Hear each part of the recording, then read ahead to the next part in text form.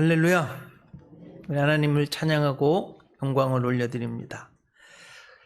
감사가 인생의 답입니다.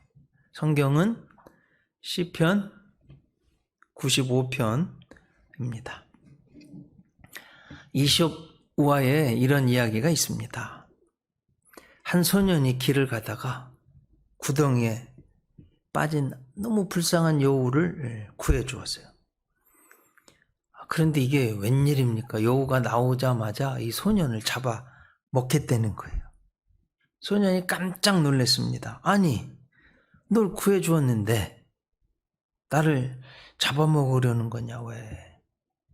그러자 여우가 대답하는 거예요. 이 구덩이 사람들이 판 거기 때문에 사람 잡아먹어야 된다. 소년은 자기가 안 팠으니까 억울해서 그럼 다른 동물들에게 한번 물어보자. 그러니까 그때 마침 토끼가 지나가고 있었어요. 이야기를 다 들은 토끼는 내가 이야기만 들어서는 모르겠으니 처음부터 다시 한번 해보라고. 그래서 여우가요 걸어가다가 다시 그 구덩이에 빠졌습니다. 그리고 소년을 향해서 제발 좀 밧줄을 내려달라고 했습니다. 질문, 여러분, 이 소년과 토끼가 밧줄을 내려줬을까요? 안 내려줬을까요? 뭐 올라오면 또 죽이려고 할 텐데 그걸 내리겠어? 안 내려주지. 그때 토끼가 여우에게 한 말입니다. 너처럼 감사할 줄 모르는 녀석은 사냥꾼에게 잡히는 것이 마땅해. 은혜를 모르는 여우에게 꼭 필요한 벌입니다. 서양 속담 중에 이런 명언이 있습니다. 행복은 언제나 감사의 문으로 들어와서 불행의 문으로 나간다. 조심하라. 불평의 문으로 행복이 새나간다. 기억하라. 감사의 문으로 행복이 들어온다. 자, 여러분 곰곰이 내 삶을 한번 뒤돌아보시기 바랍니다. 내가 가지고 누리는 모든 것 다 하나님의 은혜입니다. 내 생명도 하나님이 주신 거고 내 지식, 내가 가진 어떤 재능, 모든 것 하나님이 주신 겁니다. 제가 이제 하나님에 대해서 전도도 해보고 이렇게 해보면 안 믿겨지시는 분이 있나 봐요. 내가 다 내 힘으로 했는데 하나님 눈에 보이시지도 않는데 뭘 해주셨다는 거지? 이렇게 생각되는 분들이 있습니다. 근데 정말 어리석은 거예요. 자, 이거 하나만으로도 설명할 수 있겠습니다. 여러분 핸드폰 다 쓰시죠? 아마 전 세계에서 스마트폰 보급률이 한국이 최고인 것 같아요. 아무리 좋은 핸드폰이라도 유심칩을 꽂지 않으면 전화할 수 없습니다. 사람도 똑같아요, 여러분. 흙으로 만든 인간이 위대해진 이유가 어디에 있습니까? 좋으신 하나님께서 우리에게 생명을 불어넣어 주신 거예요. 그래서 영혼을 가진 존귀한 만물의 영장, 인간이 될 수 있었습니다. 마치 핸드폰에 유심칩을 넣은 것처럼 똑같은 이치입니다. 우리 생명을 하나님이 주신 거예요. 여러분 조금만 더 깊이 생각해 보면 더 잘 믿을 수 있습니다. 우리 대한민국 자국에서 인공위성을 쏘아 올린 그러니까 스페이스 클럽이라고 그러는데 11번째 나라가 됐습니다.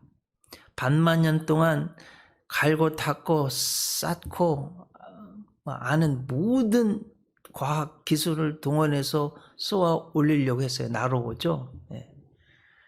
2번은 실패했어요. 그런데도. 3번째 성공했어요. 아주 대단한 일이고 자랑스러운 일입니다. 11번째 세계 우주 강국이 된 거예요. 근데 여러분 그 나로워요. 혼자 만들어졌다. 이렇게 믿는 분 아무도 없어요. 야, 지 혼자 우주에 올라가서 지금 지구 이렇게 돌고 위성이 됐다. 그렇게 믿는 분이 아무도 없어요. 그러면 여러분 대한민국이 만들어서 쏘아 올린 거잖아요. 지구는요? 태양은? 이 태양계가요, 제가 이렇게 책을 읽어보니까 이 우주가 얼마나 큰지요. 이 태양계는 지금 현재 우리 바닷가에 모래알 만한 크기예요. 우리 상상을 넘어서. 그 어떻게 그냥 우연히 저절로 있습니까, 여러분? 또 지구를 한번 또 생각해 보면 하루에 한 바퀴씩 돌잖아요. 그러니까 하루에 한 번씩 태양을 보는 이유가 그래요. 자전 속도가 1670km입니다. 또 1년에 한 번 이렇게 태양을 돌잖아요. 23.5도 딱 기울어져 가지고 도는 거예요. 공전 속도는 시속 10만 7,000km입니다. 야, 이건 뭐 엄청난 속도로 날아가고 있는데 안 튕겨져 나가요. 더 놀라운 건 여러분, 지금 여름이 됐는데요. 태양에 조금 가까워진 거예요. 네. 너무 더운 거예요. 만약 지금보다 조금만 더 가까이 가서 돈다 그러면 다 타 죽습니다. 지금보다 조금만 더 멀리 떨어진다, 다 얼어 죽습니다. 한치의 오차도 없이 23.5도 딱 기울어져 가지고요. 태양을 1년에 한 바퀴 딱 도는 거예요. 매년. 이건 어떻게 할 수가 없는 거예요. 인간이 이걸 어떻게 해요? 우연이요? 말도 안 됩니다. 그래서요, 우주 과학자들이요, 처음에는 하나님 안 믿다가 연구를 하면 할수록 이거는 우연히 또 인간의 힘으로 할 수 없는 일이다. 하나님 다 믿게 되어 있습니다.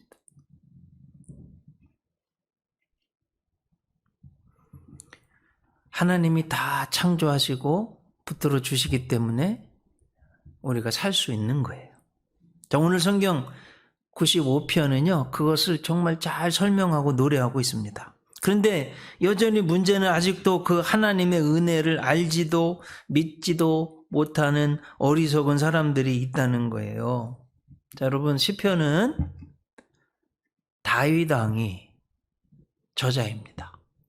대부분 다윗 왕이 진 거예요. 뭐 고라자손도 있고 또 누가 지었는지 모르는 시편도 있지만 대부분에 쓴 것은 다윗이에요.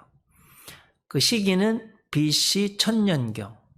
그러니까 다윗의 시대는 언제라고요? BC 1000년경. 그러니까 지금으로부터 3000년 전이에요. 이게 뭔 소리냐? 다음과 같은 의미가 있는 거예요. 이미 이집트 노예 생활에서 하나님이 놀라운 기적으로 구원해 주신 것을 체험한 사람들이에요. 자, 약속하신 젖과 꿀이 흐르는 가나안 땅에 이미 들어갔어요. 그리고 이스라엘 역사상 가장 번성하고 힘있고 조공도 받던 그런 시대에 살고 있는 거예요, 이미. 네. 그럼 여러분, 이게 뭔 소리예요? 하나님의 모든 은혜를 이미 체험해서 알고 있는 사람들이에요. 그런데도 여전히 하나님을 믿지 못하고 하나님을 시험하고 조사하고 있다는 겁니다. 오늘 본문 9절 보세요. 그때에 너희 조상들이 내가 행한 일을 보고서도, 하나님이 행한 일을 보고서도 나를 시험하고 조사하였도다.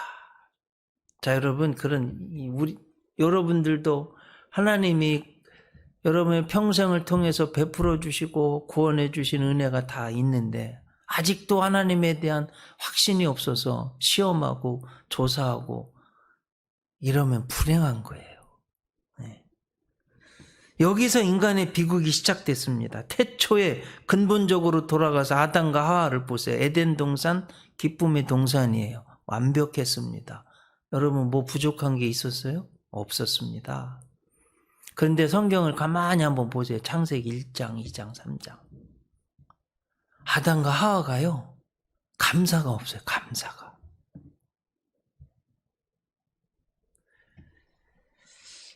하나님이 모든 것을 다 완벽하게 해주셨는데 감사가 없으니까 교만해지고 완악해지고 하나님의 은혜는 금세 잊어버리고 불평하고 모자란 것 같고.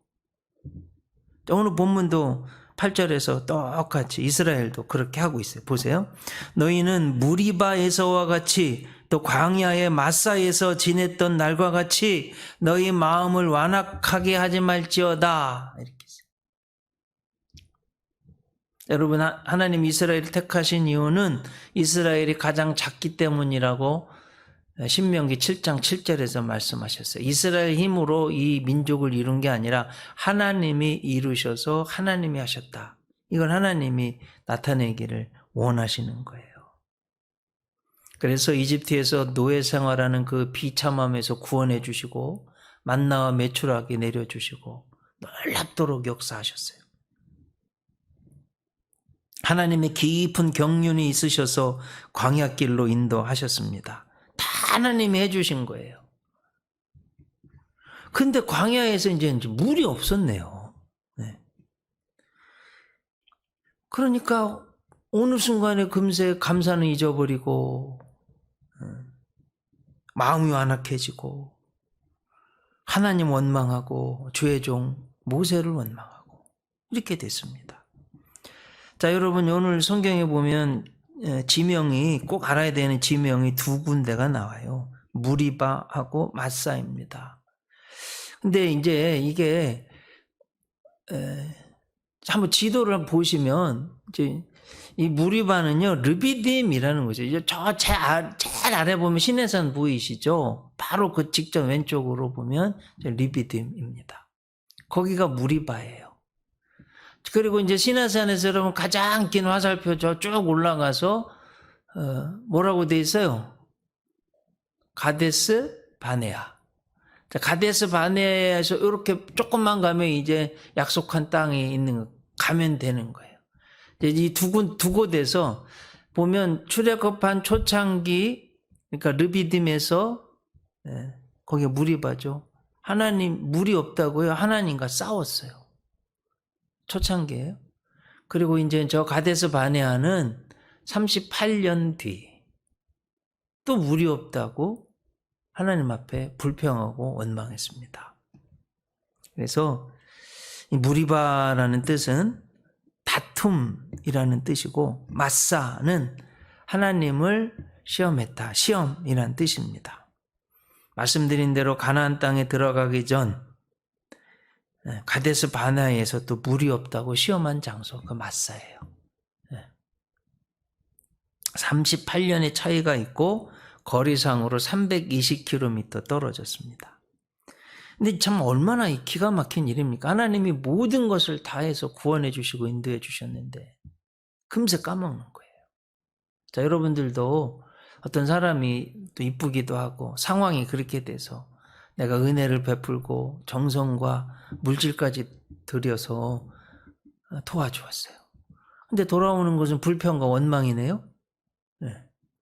그러면 여러분 속상하잖아요. 하나님도 똑같은 거예요. 더 충격적인 것은 10절을 보면요. 내가 40년 동안 그 세대로 말미암아 근심하여 이르기를. 여기 내가는 하나님의 주어가 하나님이 40년 동안 그 세대 때문에 근심하셨대요. 그들은 마음이 미혹된 백성이라 내 길을 알지 못한다 하였도다. 여러분 이게요. 물이 없다고 불평하고 이렇게 하다 보니까 이게 불평이 습관이 됐어요. 은혜는 금세 까먹어버리고 그냥 불평이 습관이 돼서요. 40년 동안 그랬다는 거예요. 하나님을 믿지도 말씀에 순종도 안 하는 거예요. 이거 어떻게 된 거예요? 사탄에게 미혹된 거예요. 자, 여러분 이거 꼭 명심하세요. 감사할 때는 내 마음에 성령 충만한 거예요. 불평 원망이 생기잖아요. 이건 사탄이 미혹하는 거예요. 아셨죠? 사탄아 물러가라 하시기 바랍니다. 불평이 생길 때 사탄아 물러가라고 감사하셔야 돼요. 하나님의 길을 알지도 못한대요. 얼마나 잘못된 불신앙인지 모르겠습니다. 여러분 하나님이 이스라엘을 택한 이유는요. 제사장 나라 하나님의 선민 성민이 되어서 하나님의 빛, 복음, 덕을 선전하기 위한 거예요. 그런데 이게 어떻게 이스라엘 백성이 지금 성경이 뭐라고 되어 있어요? 하나님의 근심이 됐대요. 근심이. 그러니까 이제 여러분들 이스라엘 백성들에게만 하는 이야기 아니라 나한테 하시는 말씀이에요. 하나님의 근심이 되지 않기 바랍니다. 네? 하나님의 자랑, 빛 이렇게 되실 수 있기를 바랍니다. 네. 그래서 결국 하나님의 맹렬한 노를 받게 되었습니다. 오늘 본문 11절 보면 그러므로 내가 노하여 맹세하기를 그들은 내 안식에 들어오지 못하리라. 자, 여러분, 낮과 밤이 있어요. 그죠? 선과 악이 있고 물과 기름이 있습니다. 불평과 감사가 있어요. 신앙생활도 똑같아요. 믿지 못해서는 심판받는 비참한 사람이 있습니다. 반대로 하나님 잘 믿어서 하나님께 복받는 복된 사람들이 있습니다. 여러분 어떤 분이 되기를 원하십니까? 잘 믿어서 복받는 분들 되시기 바랍니다. 불평과 감사도 똑같아요. 불평에서 복이 다 새나가는 분이 아니라 감사해서 복이 굴러 들어오는 분들 되시길 주님의 이름으로 축복합니다.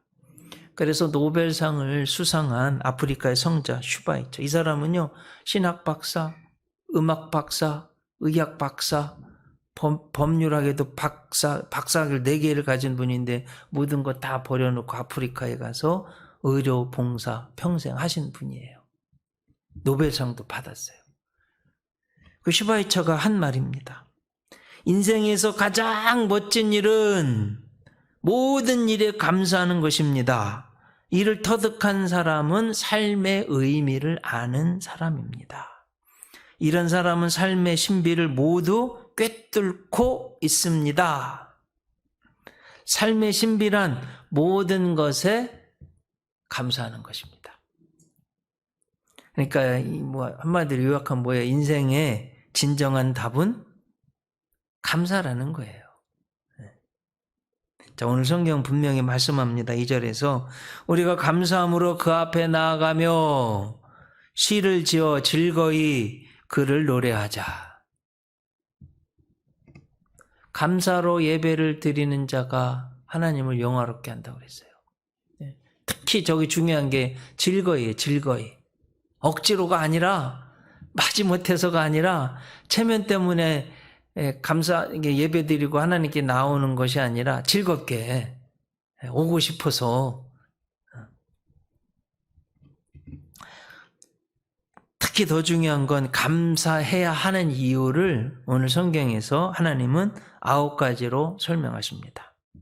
자, 여러분 하나님 말씀 드릴 때요 예화도 재미있고 또 인용구도 의미가 있고 하지만 진짜 중요한 건 뭐예요? 우리가 꼭 기억해야 하는 건 하나님 말씀이에요. 감사해야 하는 이유 하나님께 9가지 보세요. 3절 여호와는 크신 하나님이시요 모든 신들보다 크신 왕이시기 때문이로다. 4절에 보면 땅의 깊은 곳이 그의 손안에 있으며 신들의 높은 곳도 그의 것이로다. 5절은 더 은혜, 바다도 그의 것이라 그가 만드셨고 육지도 그의 손이 지으셨도다. 이렇게 돼 있어요. 자, 여러분 근본적으로 우리가 땅을 가지고 내 땅에다 등기 내고 집 짓고 이렇게 사고 팔고 하는데 이건 우리가 하나님 만들어 주신 육지예요. 내가 잠시 거주하고 내 소유권을 주장하는 것 뿐이에요. 근본적으로 주인은 하나님이세요. 하나님이 여러분에게 주신 것 뿐이에요. 꼭 아셔야 됩니다.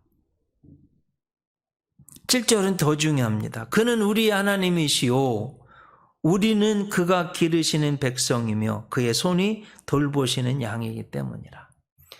소설이긴 하지만 뭐라 그럴까 팩트 히스토리라고 그럴까요? 역사적 근거 외에 소설을 잘 쓰는 김진명 씨의 소설을 제가 지난 한 주간 읽었는데요. 아주 놀라운 이야기예요. 그는 우리 하나님이시오. 이거 좀 설명하려고 그래요. 글자 전쟁이라는 책을 읽었어요. 한 글자 가지고 지금 사실은 중국과 우리나라 문화 또 땅에 대한 주도권 전쟁을 이야기하는데 이런 거예요, 여러분. 저 동방에서부터 이주해 왔잖아요, 아시아로. 중앙으로 온 것은 중국 문화를 이루었어요. 근데 우리는 그것과 다릅니다. 더 북쪽으로 바이칼 호로에서 정착한 거예요. 요 사람들이 알래스카 그때는 얼음 있어서 넘어가서 북미 남미의 원주민은 우리예요, 우리. 예. 그래서 미국 사는 우리 자녀들 원래 주인 우리라는 걸 알고 살아야 돼요. 그래가지고 문화를 이루었는데 중화문명, 우리 문명, 우리가 더 앞섰다고 보는 거예요. 그걸 글자 가지고 이제 증명을 하는데 너무너무 재밌습니다. 그리고 한문도 그래서 사실은 우리가 먼저 만들어서 배워간 것이다. 이렇게 보고 있어요. 근데 중국은 그렇게 말 안 하잖아요. 요즘 김치도 자기들 거라고 그러고, 뭐 한복도 자기들이 만들었다고 그러고, 삼계탕도 자기들이 만들었대잖아요. 네, 요즘 더 충격받은 건 제가 참 가장 좋아하는 시인 윤동주거든요. 서시 하늘을 우러러 한 점 부끄러움이 없기를 잎새이는 바람에도 나는 괴로워했다. 그러면서 오늘도 나한테 주어진 길을 걸어가야겠다. 뭐 이게 너무 정말 아름다운 시잖아요. 우리 독립 시인이잖아요. 근데 요즘 뭐라고 그러는지 아세요? 중국 사람이래요. 중국에서 윤동주도. 이 말도 안 되는 거잖아요. 네. 여러분, 우리의 민족 시인 윤동주 자랑스러운 우리잖아, 우리의 동포잖아요. 우리의 하나님이라는 거예요. 우리의 하나님. 얼마나 중요한 의미인지 아시겠죠? 우리는 그의 기르시는 백성이라는 거예요. 그의 손이 돌보시는 양이라는 거예요. 무슨 말씀입니까, 여러분? 우리가 가지고 누리는 땅, 바다, 산들, 모든 것, 땅의 깊은 것이라도. 여러분, 땅 속에서 기름 나오고, 우라늄도 나오고, 다 하잖아요. 하나님이 주셨다는 거예요. 뭐 인간들이 조금 노력해서 얻는 거지만 있어야지 가지고 오는 거 아니에요. 여러분, 이거 꼭 깨달으셔야 됩니다. 하나님이 주셨기 때문에 우리가 파서 쓸 수 있는 거예요. 하나님의 백성이고 하나님의 양이시기 때문에 돌보시기에 우리가 감사해야 된다고 성경은 분명히 말씀하고 있습니다. 더 중요한 것은 하나님께 감사하는 방법도 구체적으로 설명하고 있습니다. 첫째, 시를 지어서 즐거이 그를 노래하라. 여러분, 하나님 앞에 감사하는 거, 시를 지어서 즐거운 마음으로 찬송하는 거. 하나님 감사하는 거예요. 그리고 오늘 본문의 1절, 오라 우리가 여호와께 노래하며 우리 구원의 반석을 향하여 즐거이 외치자. 두 번째, 여러분 감사하는 방법 하나님 구체적으로 설명하십니다. 하나님께 오라는 거예요. 딴 데 가지 말고 하나님께 오라는 거예요. 두 번이나 강조하고 계십니다. 오라, 오라. 그것이 하나님께 감사하는 가장 큰 것이에요. 자, 한번 아내, 남편 다 마찬가지입니다. 아내를. 여러분 아내를 사랑하십니까? 그러면 결혼 기념일에 아내와 함께 할 겁니다. 그런데 결혼 기념일에 다른 여자랑 함께 비싸고 맛있는 스테이크 사주면서 먹고 있습니다. 그리고 예쁜 자녀 낳아서 고생하면서 기르고 뒷바라지한 조광지처는 혼자 외롭게 놔둡니다. 그러면서 입만 여보 내가 당신 사랑해. 이게 맞아요? 다른 여자랑 스테이크 사 먹고 있으면서 아내 사랑한다는 말이 맞아요? 아, 틀려요? 이건 다 말짱 거짓말이에요. 반대도 똑같습니다. 자, 여러분 이것이요 하나님께도 똑같아요. 하나님 말로는 사랑한다고 해놓고 다 딴 데 가면 이건 그리고 곰곰이 진짜 생각해 보세요. 내 생명, 내 시간 하나님이 100% 다 주신 거예요. 내 마음대로 다 씁니다. 그렇게 하게 하셨잖아요. 그 중에 정말 주일은 1시간은 내 사랑하는 표 복 받는 것 하나님께 드려라. 이 하나님께 감사하는 가장 중요한 방법이에요. 세 번째, 구표 예배 드리는 겁니다. 오늘 본문 6절에 보면 오라 우리가 굽혀 경배하며 우리를 지으신 여호와 앞에 무릎을 꿇자. 여러분 하나님 앞에 달려나와 예배 드리는 것. 하나님이요 모든 것을 다 주셨어요. 우리에게. 예수님까지도 희생양으로 내 죄를 대신해서 죽게 하셨어요. 그 하나님 앞에 나와서 굽혀 예배를 드리는 것. 가장 감사를 드리는 표시입니다. 네 번째, 예물을 들고 궁정에 들어가는 겁니다. 시편 96편 8절. 시편 95편 96편은 똑같은 동일 저자입니다. 여호와의 이름에 합당한 영광을 그에게 돌릴지어다. 예물을 들고 그의 궁정에 들어갈지어다. 아름답고 거룩한 것으로 여호와께 예배할지어다. 온 땅이여 그 앞에서 떨지어다. 여호와의 이름에 합당한 예물을 가지고 하나님 앞에 들어가라고 했습니다. 2차 대전이 끝나던 어느 날 미국의 어느 교회에서요, 전쟁으로 아들을 잃은 가족이 예배를 드리고 있었습니다. 근데 참 은혜롭게도 믿음이 좋은 부부 가정이었어요. 아들이 죽어서 돌아왔는데도 하나님 앞에 엄청난 큰 헌금, 감사 헌금을 드렸어요. 그걸 보고 함께 신앙생활하는 한 부인이 감동을 받았어요. 남편한테 여보, 우리도 하나님 앞에 감사함을 드립시다. 남편이 깜짝, 아니 우리 아들은 살아 돌아왔는데 저 사람들처럼 헌금할 필요는 없잖아요. 그러니까 아내가 하는 말이, 여보 곰곰이 생각해봐요. 저분들은 아들이 죽어 돌아왔는데도 하나님 앞에 감사함을 드리는데 우리 아들은 멀쩡히 건강하게 살아 돌아왔으니 얼마나 더 감사해요. 그러네. 그러면서 하나님 앞에 예물을 드렸다는 겁니다. 여러분, 솔로몬이 지구 역사상 가장 지혜로웠다고 그래요? 언제 그 지혜를 받았어요? 기브온에서 1000번째 드렸을 때.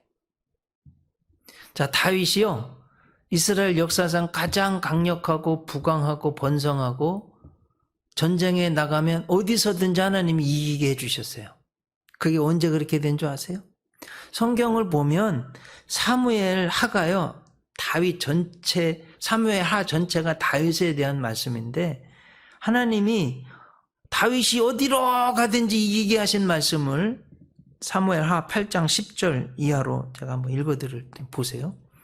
요람이 은그릇과 금그릇과 녹그릇을 가지고 온지라 다윗 왕이 그것도 여호와께 드리되 그가 정복한 모든 나라에서 얻은 은, 금, 곧 아람과 모압과 암몬 자손과 블레셋 사람과 아말렉에서 얻은 것들과 소바 왕 르홉의 아들 하닷 에셀에게서 노력한 것과 같이 드리니라. 중요한 건 14절. 다윗이 에돔의 수비대를 드되 온 에돔의 수비대를 드니 에돔 사람이 다 다윗의 종이 되니라. 다윗이 어디로 가든지 여호와께서 이기게 하셨더라. 언제예요? 이게 무슨 자기가 무슨 돈 많아서 은금이 많아서 하나님이 이기게 하셔서 얻은 것으로 드린 것 뿐이에요. 자, 여러분들도 곰곰이 생각해 보세요. 물론 내가 노력하고 해서 얻었지만 정말 깊은 의미는 생명, 재능, 지혜 하나님이 주신 거예요. 그걸 통해서 얻은 거예요. 다윗이요, 이스라엘 최고 최대의 나라를 만들고 그 다윗의 후손으로 예수님이 오시고요, 예수님이 우주의 만왕의 영원한 왕이 되셔서 다윗의 후손의 그 왕위는 영원토록 이어지게 되었습니다. 그래서 여러분, 감사가요, 인생의 성공의 행복의 답이에요. 이렇게 감사하면 하나님이요, 어디로 가든지 이기게 하시고 꼭 여러분을 도와주실 줄 믿습니다. 어떤 부인이요, 갑자기 차에 휘발유가 기름이 떨어져서 얼마나 감사한지 몰라요. 사람들이 도무지 이게 뭔 소리야 도대체. 그러면서 이렇게 덧붙였는데요, 사실은 우리 동네에 주유소가 가까운 데 없어가지고 얼마나 불편한지 차에 기름이 떨어졌어요. 그런데도 감사해요. 웬일이에요? 무슨 일입니까? 사실은 어제 도둑이 와가지고 차를 훔쳐갔는데, 아침에 일어나 보니까 차가 집에서 한 30m 떨어진 곳에 그냥 서 있더래요. 그러니까 훔쳐가지고 가지고 가다가 기름이 없어가지고 들킬까봐 놓고 간 거예요. 여러분, 차에 기름이 떨어져도 감사할 때가 있습니다. 그러니까 어떤 경우 형편이든지 감사하실 수 있는 분들 되시기 바랍니다. 감사가 내 인생의 행복의 축복의 답입니다. 어떠한 처지나 형편이 돼도 감사하는 분들 되시길 주님의 이름으로 축복합니다. 시편 50편 23절 같이 한번 읽어봐요. 감사로 제사를 드리는 자가 나를 영화롭게 하나니 그의 행위를 옳게 하는 자에게 내가 하나님의 구원을 보이리라. 하나님 기쁘게 하는 거 감사하고요. 정말 옳은 행위가 감사고요. 그렇게 감사하는 사람에게 구원을 보이리라고 약속하셨어요. 기도하시겠습니다. 하나님,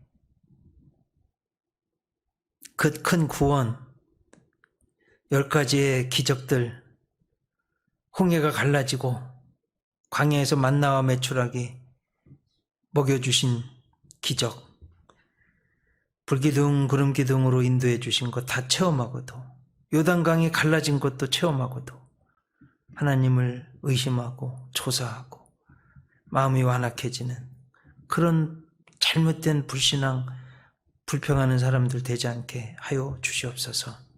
오히려 오늘 말씀처럼 시와 찬송과 감사로 경배로 하나님께 나아가는 복된 저희들 되게 하시옵소서. 감사가 인생의 답임을 알고 나아가게 하시옵소서. 예수님 이름으로 기도드립니다. 아멘.